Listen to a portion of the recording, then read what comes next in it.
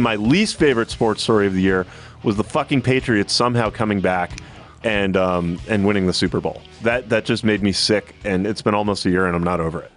Yeah, I'm not over it. It wasn't even my team, and I'm not over it. It really was just a brutally dark. And I actually, the thing that makes me sad about it was I was really drunk. Like, I was just drunk as a skunk, and really didn't process it in real time. And you would think that would be a blessing, but in fact, it was not. It was unpleasant to have it all be a blur, and just sort of like look up from like my whiskey glass while I'm like half dead in my chair and see the score slowly tighten, and just be like, it'd be fine, and then realizing that it wasn't going to be fine at all. Well, I think everybody had kind of election PTSD too, so it was like the much smaller, lower stakes, stupider version of like, this isn't it. Come on, this isn't happening, and then like 45 minutes later, you're just like, fuck, this is really happening. Yeah, that's exactly. I mean, I feel bad about this because I actually once was like did an earnest good boy's job, and like in the little Google Doc that I have, which I'm not looking at right now because we're talking,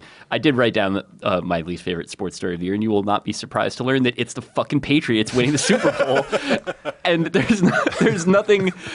And it's all, I mean, whatever, I have nothing left to say, but except for that election PTSD was really like the last thing. It was that vibe. I mean, as a Mets fan, it's the feeling I've had many times in my life, or even as somebody that's like cheered for, bad basketball teams and watched them slowly give away 18-point leads in the third and fourth quarters.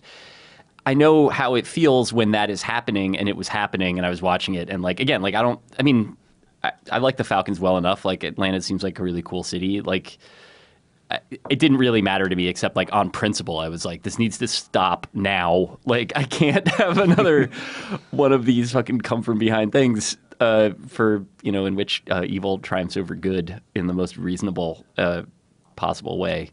Not that the Patriots are evil, of course. They are evil. Boring. They're evil. They're evil. They're like evil, but it's not like cackling Skeletor shit. Like, they're just like annoying. See, I don't know about that. I think there is a little bit of Skeletor. Like, I think like Tom Brady, like, hucking TB12 stuff, and like, commiserating with his like scumbag trainer.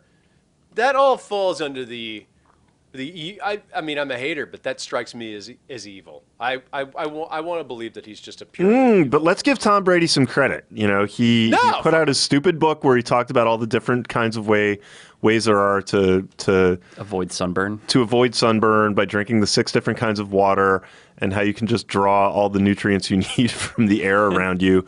And he hung out with this crazy guy who used to say he could cure cancer, and there's nothing at all suspicious about that and all of that. But I did read in the New York Times this weekend that one of the reasons Donald Trump is sad lately is that he feels Tom Brady has distanced himself from Trump. He used to really count on him for his friendship and support, and he feels that he's become toxic to Brady, and that really bums him out. So we got to give Brady a little credit because he apparently hasn't been surreptitiously having his usual late night phone calls with the Donald. What would you pay? What would you pay for Trump to openly start slagging Brady on Twitter?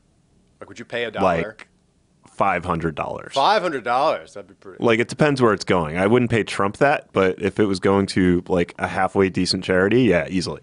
I would love it if he sort of made veiled threats too, like Tom Brady, very ungrateful sex tape. like where he always has that trick at the end where there's some sort of question, like investigate, like oh, let's not talk about that rumor from 1996. Like, there's always one little twist of the knife that makes him so. There needs to be just some stupid shitty nickname for him, like Terrible Tom.